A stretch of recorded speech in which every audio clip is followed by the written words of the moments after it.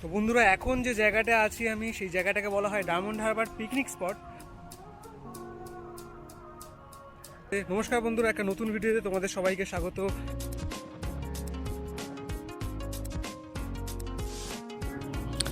বন্ধুরা, এই শীতের দিনে কলকাতার আশেপাশে কোনো সুন্দর জায়গা থেকে কি আপনারা ঘুরে আসতে চান?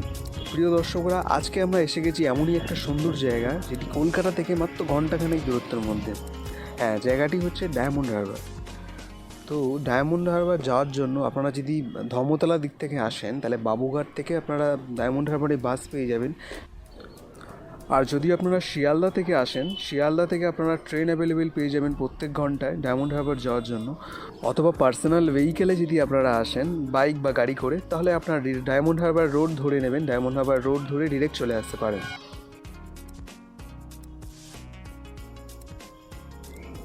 তো আজকে আমরা যাচ্ছি হচ্ছে বাইকের মাধ্যমে। আমরা বাইকের মাধ্যমে ডায়মন্ড হারবার রোড ধরে ডিরেক্ট যাচ্ছি ডায়মন্ড হারবার পিকনিক স্পট।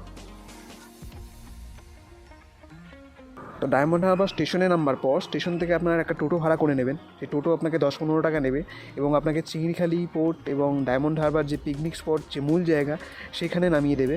এবং ডায়মন্ড হারবার পিকনিক স্পটের কাছে আরেকটা জায়গা আছে, যে জায়গাটিকে কেল্লার অংশাবশেষ বা কেল্লার ধ্বংসাবশেষ বলা হয়। তো সেখানে আপনারা পৌঁছে যেতে পারেন, অথবা আপনারা পায়ে হেঁটে যদি যান তাহলে 20 থেকে 25 মিনিট লাগবে আপনার মূল পিকনিক স্পটে পৌঁছাতে।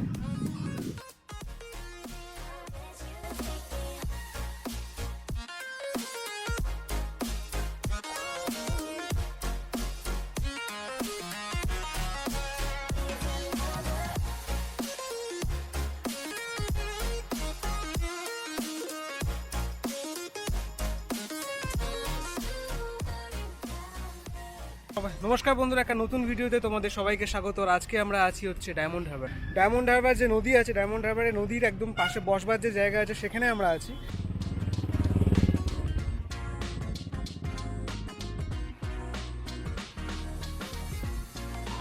পর্যটকদের আকর্ষণের জন্য ডায়মন্ড হারবার নদীর পাড় জুড়ে এবং ডায়মন্ড হারবার পিকনিক স্পটে প্রশাসন বেশ ভালো রকমই কাজ করে চলেছে।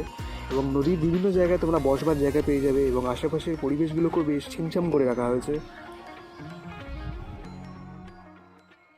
তো এখন যে জায়গাটা আমরা যাব, সেই জায়গাটা হচ্ছে ডায়মন্ড হারবার পিকনিক স্পট।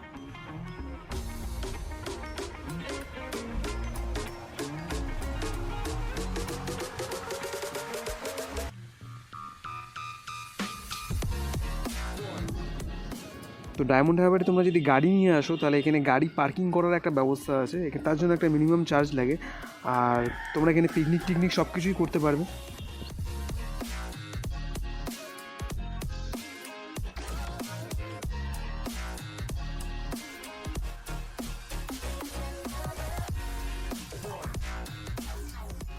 তো বন্ধুরা, এখন যে জায়গাটা আছি আমি, সেই জায়গাটাকে বলা হয় ডায়মন্ড হারবার পিকনিক স্পট।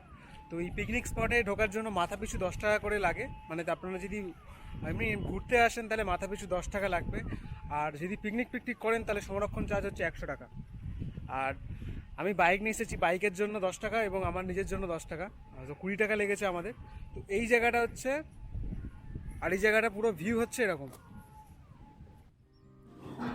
বন্ধুরা, কলকাতার আশেপাশে পিকনিক করবার জন্য এই ডায়মন্ড হারবারের মতো জায়গা পাওয়া খুবই মুশকিল। আর এই নদীর পাশে, মানে গাছের নিচে, তারপরে এই খোলা মাঠ, এরকম একটা সুন্দর পরিবেশ। তারপরে তোমাদের এখানে জলের ব্যবস্থা আছে, টয়লেটের ব্যবস্থা আছে, এখানে তোমার টুকটাক দোকানও পেয়ে যাবে, যেখান থেকে তোমরা কোল্ড ড্রিঙ্কস এগুলো কিনে নিতে পারবে। তো সব কিছুর ব্যবস্থা এখানে আছে। এখন আপাতত কোনো অকেশন নেই বলে আজকে ভিড় নেই, কিন্তু রবিবার শনিবার এখানে প্রচুর পরিমাণে ভিড় হয় এবং এখানে মানে নাক গলানোর জায়গা থাকে না। তো এই পিকনিক স্পটের কাছে একটা জায়গা আছে, যেটাকে মানে ওই কেল্লা বলা হয়।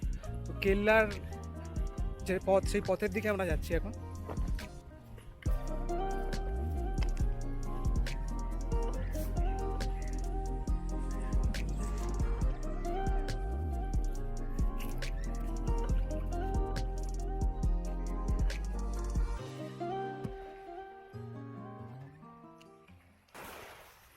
তো একটা সময় এখানে কেল্লা ছিল, আর এখন সেখানে কেল্লার ধ্বংসাবশেষ দেখতে পাচ্ছ, যে ইট পাথর এখানে পড়ে আছে। যখন ব্রিটিশরা এই জায়গাটা আধিপত্য করেছিল পর্তুগিজদের কাছ থেকে, তখন এই জায়গাটায় ওরা কেল্লা করেছিল। তো এখন সেখানে কেল্লা বলে কিছু নেই, এখন এখানে আছে ধ্বংসাবশেষ।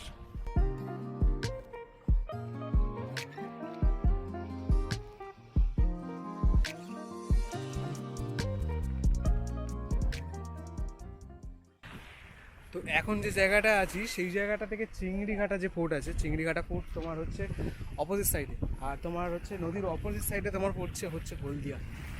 মানে এইটার ওপারে যদি আপনারা বোটে করে যেতে পারেন তাহলে হলদিয়া পেয়ে যাবেন। আর এখন সেই সিক্রেট জায়গা যেখানে মানে তোমাদেরকে বলেছিলাম নিয়ে যাবো, সেই সিক্রেট জায়গাটা যাওয়া হবে একটু পরে।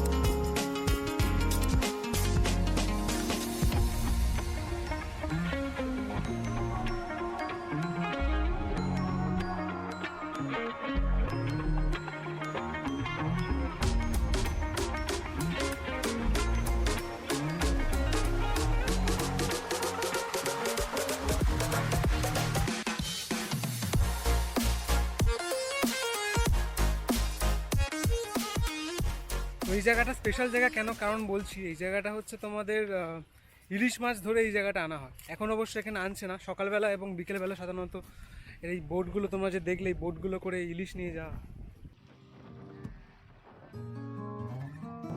তো ইলিশ মাছ ছাড়াও এই বোটের মাধ্যমে এই নদীতে পাওয়া বিভিন্ন মাছ নিয়ে আসেন জেলে ভাইয়েরা। সকালবেলা যদি আপনারা প্রথম আওয়ারে আসতে পারেন তাহলে এখান থেকে মাছ কিনে নিয়ে যেতে পারেন।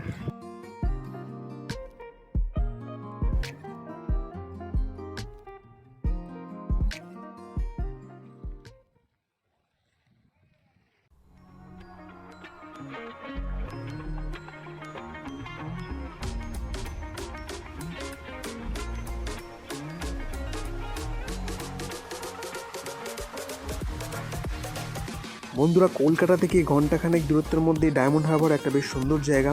তো সপ্তাহের শেষের সময়টা আপনারা এখানে কাটিয়ে যেতেই পারেন, যদি পিকনিক করতে চান তাও করতে পারেন। তো আমার এই পুরো ভিডিওটা কেমন লাগলো ডায়মন্ড হারবারে আমাকে অবশ্যই কমেন্টে জানাবেন, এবং যদি এখনও অবধি চ্যানেলটিকে সাবস্ক্রাইব না করে থাকেন তাহলে চ্যানেলটি সাবস্ক্রাইব করে দেবেন। আবার আপনাদের সঙ্গে দেখা হবে একটা নতুন জায়গায় একটা নতুন ভিডিওয়।